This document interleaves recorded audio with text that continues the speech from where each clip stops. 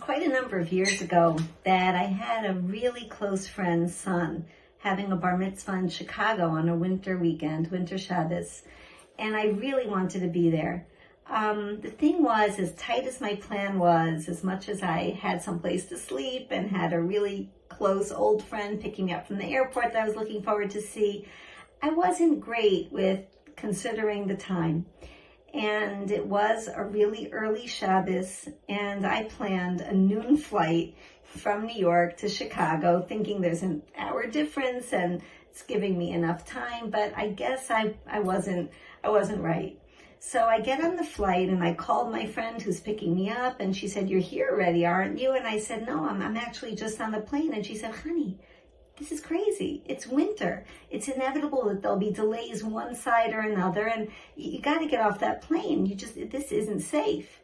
So I said, "Well, if it went on schedule, would I make it?" She says, "Yeah, but it's not going to go on schedule. There'll be a delay there. There'll be a delay here.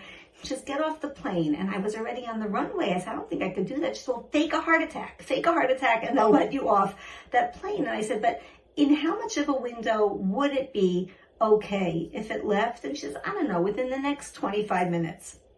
So I hang up and I'm thinking, okay, maybe it'll work out, and God must want me at this bar mitzvah. He knows how much I want it, and it's a good thing, right? And 2 minutes later, that dreaded loudspeaker comes on. "Ladies and gentlemen, there is a delay."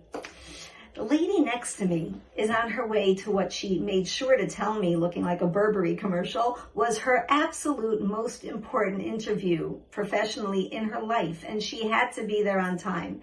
And she starts going nuts. "There cannot be a delay, and this is unacceptable, and I don't want your peanuts, and nothing's calming me down, and I demand you to leave."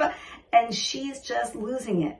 And I'm thinking to myself, we always learn that to the extent that you place your confidence in God, Baruch HaGever Asher Yivtach BaHashem, to that extent, God will be your source of confidence. Haya Hashem Mivtacho.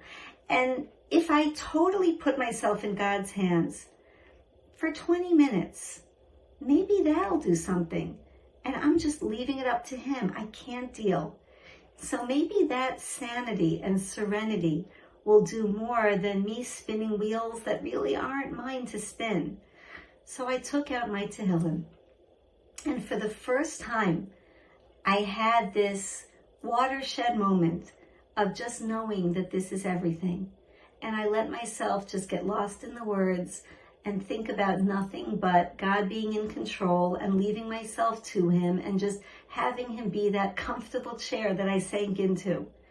I look at my watch, it's 20 minutes, I close the Tehillim, I kiss it.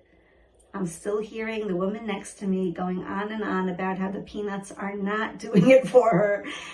And I wait. And I kid you not, this was a Kodak moment. Remember Kodak moments? 2 minutes later, the pilot gets on and he said, "Ladies and gentlemen, surprisingly good news. We're on our way to Chicago. The delay is nowhere near what I thought it would be." And the lady next to me stands up and points to me. "She's our angel. She was praying for this. It's her. She got us flying." And she starts kissing and hugging me. And it was really socially inappropriate. But I got to Chicago. There was a 9-hour delay on the way home, so don't think I'm the biggest hero. But that feeling of just letting myself know that Tehillim was all I could trust, and knowing that whatever would be what it was supposed to be, gave me a sense of what that could be in my life if I ever chose to plug into it again. I don't know if I ever had that clarity, but the memory lasts, and I know that hopefully the feeling and the potential still could. So that's my Tehillim story. Looking forward to Sunday.